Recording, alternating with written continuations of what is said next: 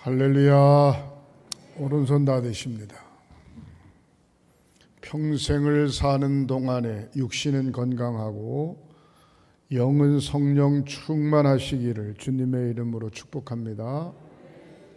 평생을 사는 동안에 불의의 사고를 당하지 말고 불치병 걸리는 일이 없으시기를 주님의 이름으로 축복합니다. 여러분들 가정의 자녀들이 결혼 잘하고 자녀 낳고 앞길이 확 열려지고 행복하시기를 주님의 이름으로 축원합니다.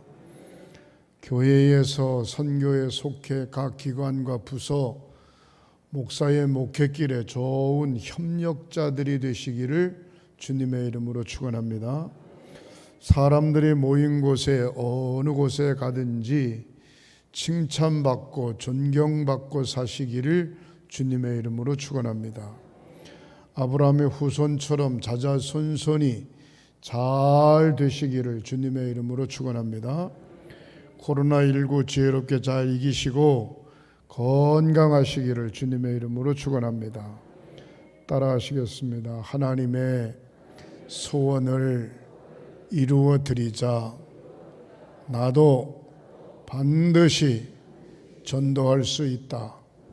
1명, 10명, 아멘. 삼창 아멘, 아멘, 아멘. 그렇게 되시기를 주님의 이름으로 축원합니다. 제가 목회하고 얼마 안 있다가 안수를 받고 난 다음에 어머니가 세상을 떠나셨는데 우리 최수영 집사님 찬양 부르는 가운데 문득 어머니 생각이 나네요. 지금부터 31년 전에 세상을 떠나셨는데 그때 어머니의 연세가 56세였습니다. 56세였고 저희 어머니가 저하고 나이 차이가 좀 작은데 저는 37살이었습니다. 어머니하고 19살 차이인데 몸이 불편해서 제가 자동차에 모시고 원주 기독교 병원에 들어가셨는데 초저녁에 들어가셨는데 응급실로 그날 밤 12시에 중환자실에서 세상을 떠나셨어요. 병명은 급성심부전증인데 마지막 운명하시기 전에 제가 손을 꽉 잡아드리니까 어머니가 저한테 뭐라 그러는고 하니 우리 큰애가 미란인데 그땐 제가 목사였습니다. 근데 미란이 아빠 하나님 잘 믿어 그러면서 목사인 저한테 권사인 어머니가 그러고서 마지막 숨을 거두셨습니다. 그때마다 목회하면서 힘들 때도 있고 속상할 때도 있고 여러 사건들이 많이 있지만 하나님 잘 믿어야 목사가 천당 가는 게 아니고 하나님 잘 믿어야 천당 가지. 그런 생각 가지고 어머니의 말에 위로받고 잘 견뎌서 여기까지 왔습니다. 박원순 시장이 아마 자살하면 지옥 가 어머니한테 그런 소리 들었더라면 그 양반이 자살 안 했을 텐데. 여러분 나라의 대통령 그 다음에 서울시장을 3선까지 했다면 뭐 나라의 제2 대통령이라고 해도 과언이 아닐 텐데 뭐 어떤 마음을 먹었길래 자살했는지 모르지만 좀 안타깝기도 하고 속상하기도 하고 내일 일을 아무도 모르고 사는 게 사람이구나 그런 생각을 갖습니다. 박원순 시장이 서울에서 시장을 하면서 퀴어 축제, 동성애 축제, 뭐 이 코로나19 시대인데도 그거 허락하고 막 그랬잖아요. 그러면서 교회 말이지 코로나19 때문에 거리두기 해야 된다. 뭐 심지어는 예배 외에는 다른 소그룹 모임은 하면 안 된다. 뭐 그냥 얼마나 반대를 하고 그랬는지. 여러분 인생을 제대로 사는 방법은 높은 자리에 올라가는 것이 제대로 사는 게 아니고 하나님이 원하는 대로 사는 게 제대로 사는 것인 줄 믿으시기를 바랍니다. 자기 나름대로의 삶의 주관이 다 달라요. 자기 나름대로의 삶의 주관이 다르기 때문에 목표를 세워서 그 목표를 향해서 열심히 달려가지만, 어떤 사람은 사람답게 진실하게 달려가는 사람이 있는가 하면, 어떤 사람은 나쁜 모습으로 엉뚱하게 목표를 잘못 세워서 그 목표를 향해 달려가는 수도 있습니다. 우리 하나님을 믿고 의지하는 믿음의 성도들은 분명한 영적 목표를 잘 세우고 달려가야 이 땅에서도 축복이고 내세에서도 천국을 소유하게 될 줄 믿으시기를 바랍니다. 할렐루야. 요즘 우리 차별금지법, 동성애 때문에 교회들이 몸살을 앓고 있습니다. 우리 감리교뿐만 아니라 총체적으로 초교파적으로 다 들고 일어나서 이 차별금지법 통과되면 안 된다라고 그러는데, 왜 안 되는지, 뭐 다 똑같은 거 아니냐, 성이라고 하는 건 그렇게 이야기하지만, 창세기 1장 27절에 창조의 섭리를 보면 하나님이 하나님의 형상대로 사람을 만들고 남자와 여자를 만들고, 거기에 남자 여자를 분명히 구별하고 있습니다. 남자와 여자를 만들고 하나님이 보시기에 심히 좋았더라, 그렇게 이야기했습니다. 중요한 건 남자가 성전환 수술해서 여자로 만든 것도 아니고, 여자가 성전환 수술해서 남자가 된 것도 아니고, 정확하게 남자와 여자를 만들고 그랬습니다. 성차별하는 건 아니지만 중요한 건 왜 이 법이 통과되면 안 되는가, 잠깐 영상을 한 4, 5분 동안 보도록 하겠습니다.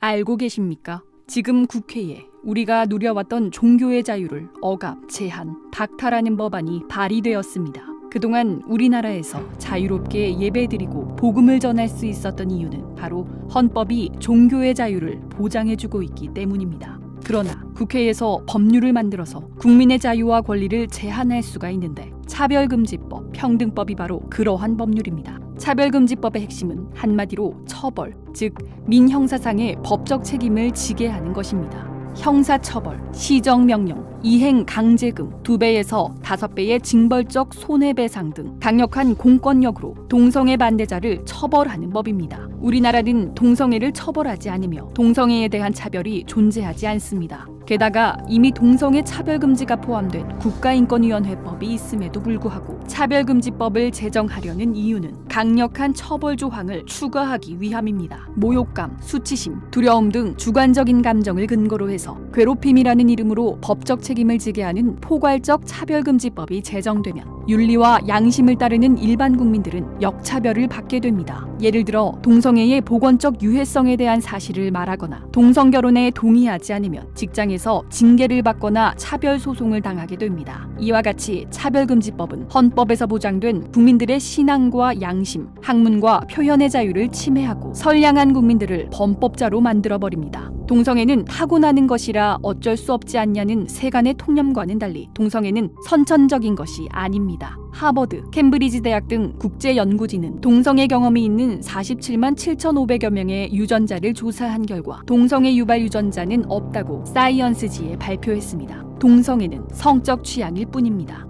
성적 지향을 포함하는 차별금지법을 강행하면 어떤 결과가 초래되는지 해외의 사례들이 증명해주고 있습니다. 첫째, 차별금지법은 설교의 자유를 억압합니다. 스웨덴의 아케 그린 목사는 동성애는 죄라고 설교한 후 2004년 1심과 2심 재판에서 징역 1개월의 실형을 선고받았습니다. 영국 베리 트레이온 목사는 교도소 내 예배에서 동성결혼은 죄라는 설교를 하여 교도소로부터 징계를 받고 항소했으나 1, 2심 모두 패소했습니다. 둘째, 차별금지법은 전도의 자유를 박탈합니다. 영국에서 69세의 해리 하몬드 씨는 예수 그리스도는 평화를 주십니다. 비윤리적인 행위, 동성애를 멈추세요라고 적힌 대자보를 들고 거리에서 서 있었다는 이유로 기소되어 유죄 판결을 받았습니다. 캐나다의 윌리엄 마콕은 동성애를 금지하는 성경 말씀이 적힌 전도지를 배포했다가 소송을 당했습니다. 캐나다 대법원은 그에게 증오범죄라는 판결을 내리고 동성애자에게 7,500달러의 손해배상을 하는 동시에 수십만 달러에 달하는 인권위원회의 소송 비용을 지불하라고 명령했습니다. 셋째, 차별금지법은 신앙에 어긋나는 행위를 강요합니다. 영국 고용재판소는 교회가 동성애자를 청소년 사역자로 채용하지 않은 것이 차별금지법 위반이라며 동성애자에게 47,000파운드, 약 8,500만 원을 배상하라고 명령했습니다. 동성결혼 축하 케이크를 만들어주지 않은 기독교인 제빵사는 벌금형을 받았고 동성 커플에게 입양 서비스를 제공하지 않은 영국 천주교 입양기관은 모두 폐쇄 조치를 당했으며 신앙에 따라 레즈비언 커플에게 인공수정을 해주지 않은 미국의 한 의사는 차별금지법 위반으로 법적인 책임을 지게 되었습니다. 유사한 사례는 무수하게 많습니다. 일각에서는 성적 지향을 뺀 차별금지법에는 찬성해야 한다는 잘못된 주장이 제기되고 있는데 이에 현혹되어서는 절대 안 됩니다. 왜냐하면 법안에 등이나 그 밖의 사유에 성적 지향이 포함된다고 해석하고 심지어는 성별에 성적 지향이 포함된다고 해석할 수 있기 때문입니다. 또한 처음 만들 때는 없더라도 개정을 통해서 손쉽게 성적 지향이 포함될 수 있습니다. 이제 한국 교회는 종교의 자유를 지켜내기 위해서 믿음 위에 굳게 서서 분열되지 않고 한 목소리로 차별금지법을 반대하여야 합니다. 종교를 탄압하는 차별금지법에 대항하여 우리 모두 순교를 각오하고 믿음의 선한 싸움을 싸우는 거룩한 군사가 됩시다. 종교의 자유 수호! 차별금지법 스탑!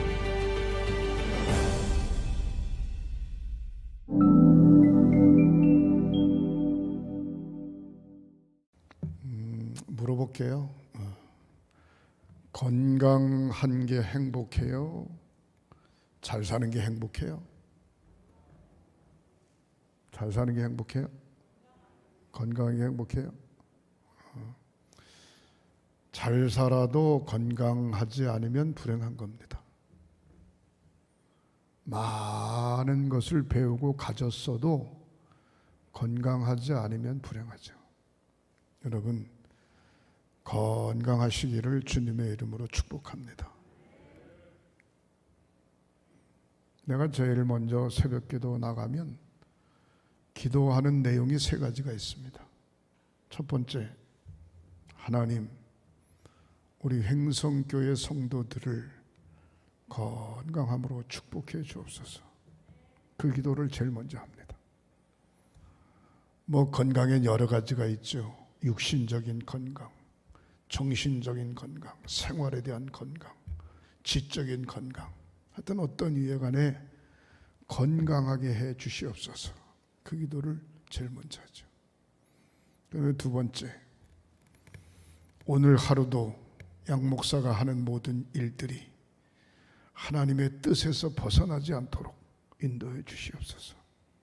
사람을 만나든지, 그렇지 않으면 설교 준비를 하든지, 그렇지 않으면 운동을 하든지, 어떤 경우에서든지 하나님의 뜻에서 벗어나지 않도록 인도해 주시옵소서. 그 기도를 합니다. 그 다음에 세 번째, 우리 횡성교회에 소속된 우리 모든 성도들이 영적으로, 육신적으로, 생활적으로 다 복을 받게 해주시옵소서. 내가 목회하는 목회지 횡성교회가 평안히 든든히 서가고 다 복을 받게 해주시옵소서. 그 기도를 하고 하나님, 오늘 예배 시작합니다. 은혜 받게 해주옵소서. 그리고 어제 눈을 뜹니다. 그리고 새벽 기도하죠. 그리고 새벽 기도가 끝난 다음에는 앉아서 하나님 앞에 기도를 하죠. 교회를 위해서, 가정을 위해서, 나라와 민족을 위해서, 대통령을 위해서, 이정자들을 위해서, 횡성 지역을 위해서, 경제 문제, 정치적인 문제, 군사 문제 여러 가지 놓고 하나님 앞에 기도해죠.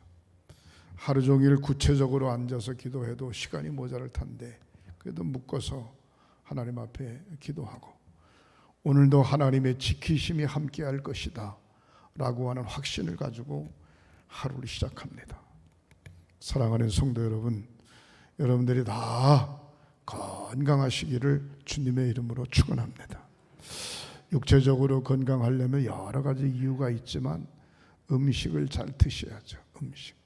어떤 사람은 음식을 잘못 먹으면 온몸에 막 두드러기가 막 나고, 또 어떤 사람은 음식을 잘못 먹으면 아토피가 생겨가지고 온몸이 막 그냥 진물이 막 나고 그런 경우가 있어요. 음식을 잘 먹어야 건강하고, 정신적으로 건강하려면 좋은 생각을 해야 정신적으로 건강하고, 지적으로 건강하려면 많은 지식을 쌓아야 건강해질 수 있죠. 그러나 그것만 한다고 해서 건강한 건 절대로 아닙니다. 따라하시겠습니다. 창조주, 그냥 마스크 썼으니까 적게도 괜찮아요. 창조주 하나님이 함께 하셔야 됩니다. 아멘. 창조주 하나님이 함께 하셔야 됩니다. 창조주 하나님이 함께 하지 않으면 누가 함께 하냐? 마귀가 역사합니다. 성서적으로 보면 하나님이 함께 하지 않고 하나님이 영이 떠나는 순간에 사탄의 영이 들어오는 거예요. 그거는 남녀노소 유무식에 관계없이 하나님의 영이 관여하지 않으면 마귀의 영이 관여하는 겁니다. 그래서 마귀에게 올무에 사로잡히면 자살하기도 하고, 살인을 저지르기도 하고, 간음하기도 하고, 엉뚱한 짓거리를 하기도 하고 그런 겁니다. 우리는 항상 하나님의 영에 사로잡혀 살아야 되는 줄 믿으시기를 바랍니다. 성경에서 말하는 예수님의 10가지 건강 비법이 쭉 있는데 간단하게 제가 말씀을 드립니다. 첫 번째, 따라하시겠어요? 짜증내면 안 됩니다. 짜증내면 안 돼요. 화병에 사로잡히면 안 돼요. 어떤 사람은 매사에 불평하는 사람이 있어요. 이 사람은 문제가 보통 심각한 문제가 아닙니다. 건강에도 문제가 생기고, 정신적으로도 문제가 생기고, 생활적으로도 문제가 생기고, 그 사람 주변에 있는 사람이 다 떠나가 버립니다. 짜증내기 시작하면. 절대로 짜증내거나 막말을 막 하거나 그러면 안 됩니다.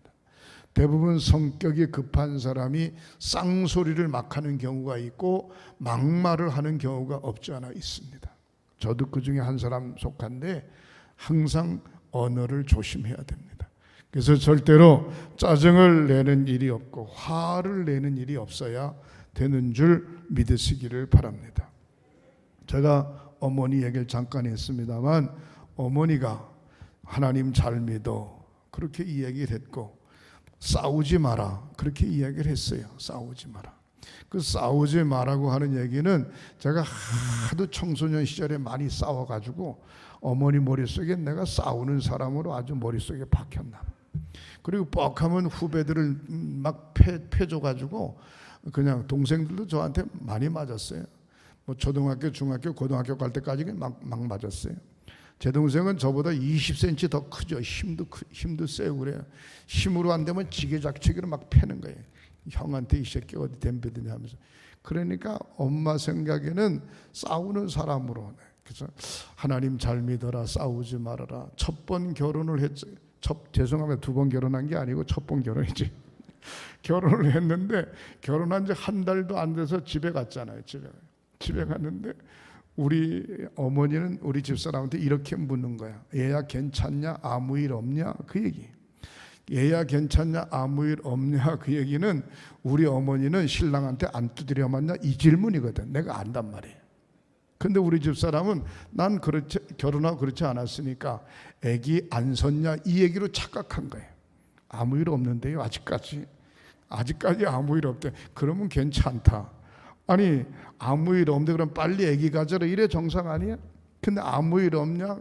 아직까지는 괜찮은 아무 일 없는데 그러면 괜찮다. 그 얘기는 어머니하고 우리 집사람하고 생각이 다른 거야. 신랑하고 살면서 안 두드려 맞냐 이 얘기거든요. 근데 우리 집사람은 아직도 애기를 안 가졌다 그 얘기란 말이에요. 중요한 건 그렇게 제가 성장했기 때문에 성격이 좀 까다롭습니다. 우리 집 식구들은 아버지 어머니 성격이 다 조용합니다. 저는 청소년 시절에 집 나와가지고 객지 생활했기 때문에 성격이 아주 강하죠. 그래서 하여튼 센 사람한테는 더 세고 약한 사람한테 한없이 약한 그런 기질을 가지고 있습니다. 중요한 건 제가 왜 이런 얘기를 하는 거 아니, 화내면 안 돼. 화내면 안 돼. 신경질 내면 안 돼. 열받으면 안 돼. 철저하게 건강 관리하는 방법은 화내지 마시고 좋은 말 하고 많이 웃으시기를 주님의 이름으로 축원합니다. 할렐루야. 그러면 건강해요. 그러면 중병 안 생겨요. 그 다음에 중요한 것은 뭔고 하니 우리가 신앙생활 하면서 신앙의 친구들을 자기 코디에 맞는 사람만 사귀어요. 코디에 맞는 사람. 죄송합니다. 자기 수준에 맞는 사람하고 친구를 사귀는 건 뭐 다 그럴 수 있죠. 뭐 운동을 좋아하는 사람 그쪽 사람을 친구로 사귀게 되고, 뭐 야외 놀러 다니는 걸 좋아하는 그쪽 사람 사귀게 되고, 낚시 좋아하는 사람 그런 부류의 사람을 친구로 맞이하게 되는데 그런 의미가 아니고, 성경에 보면 예수님께서 가난한 사람, 아픈 사람, 또 소외된 사람, 어린아이, 연세 드신 어른들, 바리새인, 서기관, 유대인, 히브리인, 뭐 모든 사람들이 총망라해서 예수님이 친구가 된 것을 볼 수 있습니다. 다시 말해서 편가르기 하지 않는다는 거죠. 당신도 내 친구고 당신도 내 친구고 어린아이도 내 친구가 될 수, 연세 드신 분도 내 친구가 될 수 있고 많은 친구를 두고 있는 거죠. 하여튼 가지각색의 친구 300명, 가지각색의 친구 300명만 있으면 그 사람은 나란 일을 맡겨도 얼마든지 잘할 수 있다는 겁니다. 사랑하는 성도 여러분, 여러분들 주변에는 친구가 몇 명이나 있나요? 혹시나 학교 동창? 아이고 졸업 맡은 지 오래돼가지고 동창도 친구가 별로 없네. 예수 믿는 속도원, 선교회원, 동네 이웃사람, 과연 친구가 몇 명이나 있나요? 한번 가만히 생각해 보시고 많은 사람들을 친구로 사귀시기를 주님의 이름으로 축원합니다. 이게 건강의 비법입니다. 연세가 들어서 대화할 수 있는 상대자가 없으면 불행한 겁니다. 연세가 들었는데도 찾아오는 사람 많고 대화할 사람 많고 이야기할 사람 많고 의지할 사람 많은 것이 축복인 줄 믿으시기를 바랍니다. 사랑하는 성도, 어떤 분이 그래요 저한테, 목사님 나이가 80까지만, 은퇴가 70이라고 하면 80까지만 10년 동안만 살면 괜찮아요. 왜?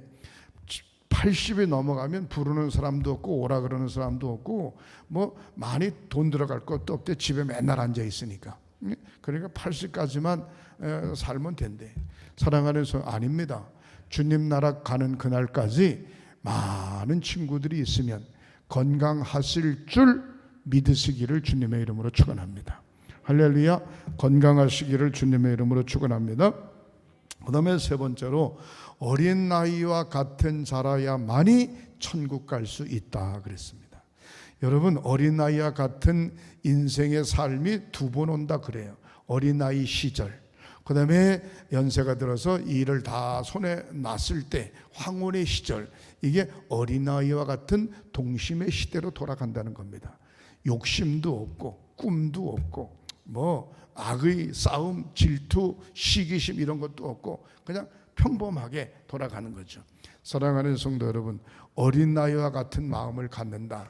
심성이 깨끗하다, 맑다, 순수하다, 뭐 그런 얘기죠. 우리 그런 얘기 들어보죠. 빚쟁이가 빚 받으러 왔어요. 느닷없이 밖에 쳐들어왔으니까 어머니가 하는 얘기가 야야야야야야야, 나 없다 그래, 없다 그래, 없다 그래. 그러면서 왜 없다 그래? 빚쟁이가 왔는데 어떡하냐, 돈도 없는데 없다 그래, 없다 그래. 그러면서 벽장 위로 올라간 거야, 벽장 위로. 그러니까 막 그냥 바깥에서 소리를 지르니까 어린아이가 문 열고 펄떡이면서 왜 그래요 아줌마, 너네 엄마 어디 갔냐? 예, 우리 엄마 없다 그러래요. 무슨 얘기냐? 우리 엄마 없다 그러면서요 지금 벽장 위로 올라갔어요. 아이고 참, 없다 그러라는 얘기는 아예 모른다고 하는 얘기인데 그냥 그대로 얘기하는 거 그대로. 예, 중요한 것은 어린아이, 동심의 세계. 어린아이, 연세 드신 할머니가 교회를 다니고서 이제 세례를 받아야 되는데 세례 교육을 시켜도 교육이 잘 안 되잖아요. 그러니까 며느리 집사한테 교육을 받는 거예요. 어머님, 목사님이 세례 문답을 할 텐데 세례 문답할 때 이렇게 대답하세요. 뭐라고 대답하냐? 예, 주기도문 아세요 할머니? 그러면 아이고 몰라요. 내가 나이가 몇인데 못 외워요. 머리가 나빠서. 그렇게 얘기하면 된대. 아 그렇지 뭐 나 잘 못 외워. 사도신경 아세요? 아이고 사도신경도 몰라요. 어떻게 내가 외우나요? 몰라요. 다른 건 다 모른다고 얘기를 해도 괜찮은데 이거 하나는 반드시 아셔야 된다. 그게 뭐냐고 그 대답을 잘 하셔야 된다고. 예? 목사님이 예수님이 누구 죄 때문에 돌아가셨나요? 할머니 그러면 내 죄 때문에 돌아가셨다. 내 죄 때문에 돌아가셨다 그러라고. 알았다고. 그래서 이제 그렇게 얘기를 하고 며느리한테 교육을 받고 목사님한테 이제 세례 문답을 받는 거예요. 할머니 주기도문 아시나요? 아이고 몰라요. 머리에 뭐 기억도 잘 못하고 뭐. 아 그래요? 그러면 사도신경 아시나요? 아이고 몰라요. 십계명 아시나요? 아이 몰라요. 다 모르네. 아 그래요? 그럼 이거 아시나요? 예수님은 누구 죄 때문에 돌아가셨나요? 아이 그거야 알지요. 누구 죄 때문에 우리 며느리 죄 때문에 돌아가셨다. 두드리면서 자기 죄를 얘기하는데 며느리 죄 때문에 예수님이 돌아가셨다고. 너무 순수해, 착해. 사랑하는 성도 여러분, 동심의 세계, 아무것도 때묻지 않은 세계로 돌아가면 영과 육이 건강해질 줄 믿으시기를 주님의 이름으로 축원합니다. 어떤 분은 꾸준히 운동을 잘하시는 분들이 우리 교회 여러분 계신데 또 적당한 운동을 해야 됩니다. 예수님 시절에는 자동차가 없어서 걸어 다니시긴 했지만 예수님은 늘 걸어 다니면서 제자들을 부르셨고 복음을 전하셨고 그랬습니다. 새벽에 이 횡성시내 가까이 있으신 분들은 원만하면 걸어 다니시고요. 또 원만하면 엘리베이터 타지 마시고 2층으로 올라서 3층까지 오는 데는 뭐 계단이 그렇게 높지 않잖아요. 계단 높지 않으니까 계단을 걸어서 올라오고 걸어서 내려가고 한 층 정도니까. 아니 지금 마스크 쓰고 코로나 때문에 거리 띄우기 하자고 그러는데 엘리베이터에 그냥 꽉 타고 앉아있으면 무슨 의미가 있어요. 엘리베이터에 한 명씩 타고 올라가면 괜찮은데 거기에 7, 8명씩 엘리베이터에 다 타고 앉아있으면 뭐 아무런 의미가 없어요. 그러니까 걷는다. 30분을 걷든지 1시간을 걷든지 적당한 운동을 한다. 이거 얼마나 중요한지 몰라요. 운동하는 게 건강의 비법인 줄 믿으시기를 바랍니다. 그리고 5번째, 절대로 나쁜 생각을 하면 안 돼요. 좋은 생각만 좋은 생각.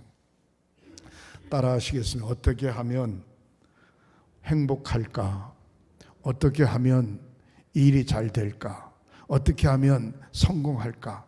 좋은 생각만 많이 해야 됩니다.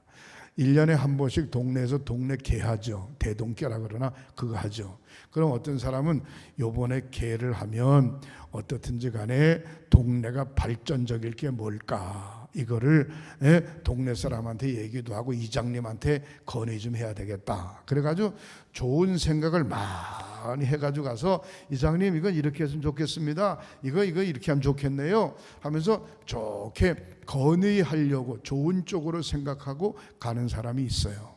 근데 반대로 1년 동안 이장이 말이야 개떡같이 했는데 요번엔 내가 이 개한테 모임에 가가지고 따져봐야 되겠다. 도대체 뭐 때문에 이렇게 한 건지 말이야. 어떻게 해서든지 파헤치려고 깔꾸장 해가지고 파헤치려고 생각하고 그 모임에 가는 사람이 있어요. 예? 첫 번째 사람은 그래도 사람이 괜찮고 두 번째 사람은 사람이 잘못된 거야. 그런 사람만 있으면 온 세상이 피곤해, 망가져. 이건 동네 회의뿐만 아닙니다. 친목계도 마찬가지고 동창회도 마찬가지고 교회의 선교회도 마찬가지고 모든 회의가 마찬가지입니다. 어떻게 하면 잘해볼까라고 하는 쪽으로 마음을 못 얻어야지. 어떻게 하면 안 될까 하고 긁는 쪽으로 마음을 못 얻으면 불행한 겁니다. 다시 말해서 좋은 생각을 가질 때 건강해지는 줄 믿으시기를 주님의 이름으로 축원합니다. 그리고 아무리 바빠도 절대로 때를 거리면 안 됩니다. 아침 먹는 시간 8시, 점심 먹는 시간 12시, 저녁 먹는 시간 5시 뭐 시간을 정해놓고 아침, 점심, 저녁 정확하게 많이 먹냐 적게 먹냐 맛있게 먹냐 반찬을 많이 차려놓고 먹냐 그게 중요한 게 아니고 일단 때를 거르면 안 된다. 어떻든 간에 자기 이 역량에 맞춰서 적당히 음식을 먹는데, 여러분 한 끼 굶으면 그만큼 건강에 문제가 생긴다는 걸 아셔야 됩니다. 여러분 잘 먹는 사람 치고 아픈 사람 하나도 없어요. 잘 먹으면 뚱뚱하고 비만인 사람은 많이 있지만 잘 먹는 사람 치고 아픈 사람이 별로 없다니까. 잘 먹는 사람 치고. 그러니까 때를 거르지 않고 음식을 꼭 챙기고 따라 하시겠습니다. 밥맛이 없으면 입맛으로 먹고, 입맛이 없으면 밥맛으로 먹고, 밥맛이 없으면 반찬 맛으로 먹고, 반찬 맛이 없으면 억지로 먹고, 하여튼 자꾸 먹어야 돼요. 먹어야 뭔가 얘기돼. 먹어야. 잘 드시기를 주님의 이름으로 축복합니다. 별저적 저거 누가 나한테 그래요. 목사님이 살을 뺄 수 있었던 원인이 뭐냐고 그래요. 왜 그러냐고. 그러니까 목사님 지독하다 어떻게 살을 그렇게 뺐냐. 근데 그랬지, 안 먹으면 빠진다 그랬지 뭐. 안 먹으면. 별짓에서 안 먹으면 빠지는 거지. 2공기씩 먹던 거 1공기 먹으면 빠지는 거고, 막국수 2그릇 먹던 것 가니까 반 그릇 먹으면 빠지는 거고, 안 먹으면 빠지는 거야. 안 먹으면 어떻든지 간에. 근데 빠진다고 무조건 좋은 건 아니에요. 따라 하시겠습니다. 때를 걸으면 안 됩니다. 때를 걸으면 안 돼. 정확하게 음식을 먹어서 건강 관리를 잘 하셔야 돼요. 그 다음에 따라 하시고, 언제든지 잔치하는 분위기로 살자. 언제든지 잔치하는 분위기. 60 한갑 잔치 안 합니다만 7순 잔치, 8순 잔치, 결혼 잔치, 돌잔치, 개업 예배 잔치, 이런 잔치 하잖아요. 잔치할 때 기분 좋잖아요. 어떻든지 간에 그 잔치하는 게 1년 12달 360을 매일같이 잔치하는 마음으로 살으라는 거예요. 집안 식구들과 잔치하고, 동네 사람들과 잔치하고, 친구들과 잔치하고, 이웃과 잔치하고, 잔치하는 마음으로 늘 사는 게 영과 육이 건강한 것인 줄 믿으시기를 바랍니다. 그 다음에 일상생활에 너무 꽉 쪼여 얽매여 가지고 아주 답답해.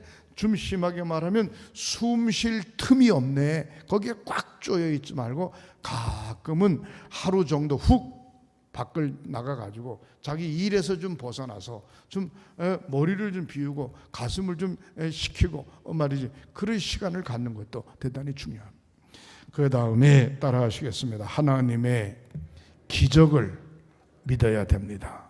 우리가 말씀을 듣고 때로는 기도를 받고 때로는 하나님 앞에 예배하고 하나님 앞에 혼자 하나님 앞에 기도하지만 주님이 역사하신다라고 하는 기적을 믿으시기를 주님의 이름으로 축원합니다.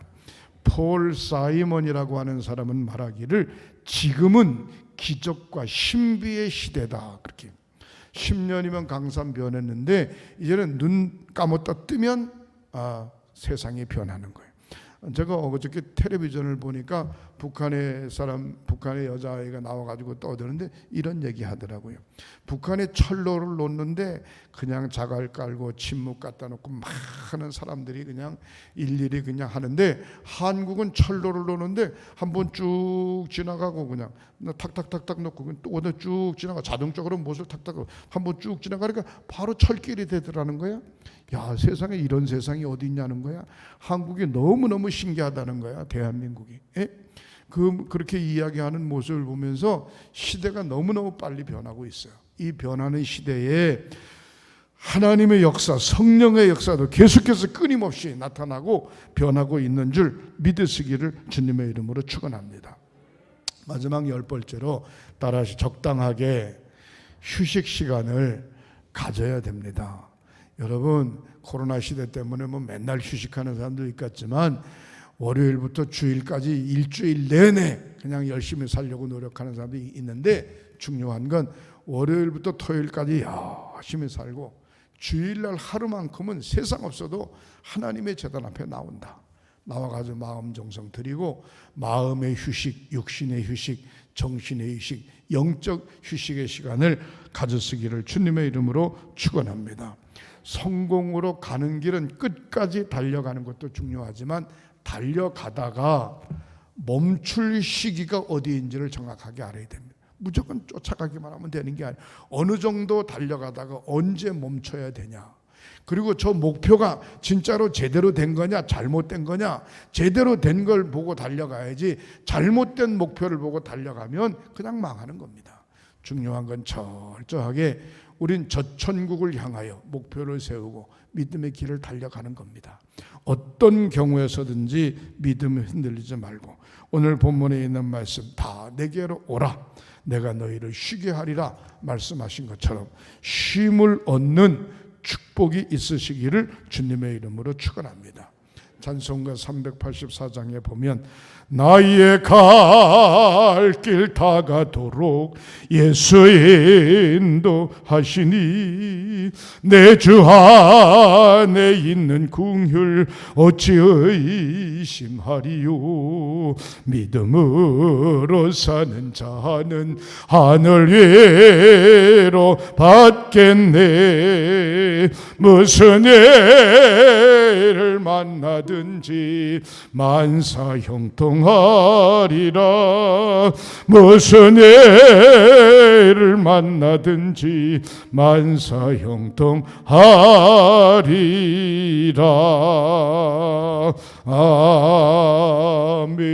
아멘. 주님만 열심히 따라가는 저와 여러분들 되시기를 주님의 이름으로 축원합니다. 기도하시겠습니다. 하나님, 사랑하는 성도들을 붙들어 주시옵소서. 영적으로 성령 충만하게 하시고 육신적으로 건강하게 하시고 생활이 안정되게 하시고 나마다 은혜 속에 살게 하시고 십자가 바라보고 열심히 달려가는 저희들 되게 하시옵소서. 치유의 기도를 드립니다. 믿음으로 오른손을 얹으세요. 성부, 성자, 성령 삼위일체 이름으로 치유의 기도를 드립니다. 머리끝서부터 발끝까지 사지백제 5장을 예수 그리스도의 보혈의 피로 깨끗이 씻어주시옵소서. 성령의 불로 병의 뿌리를 그는 채 뽑아 불태워 주시옵소서. 뛰며 거리며 주님을 찬양하게 하시고 건강함으로 하나님 앞에 영광 돌리는 저희들이 되게 하시옵소서. 예수님의 이름으로 축복하고 기도하옵나이다. 아멘.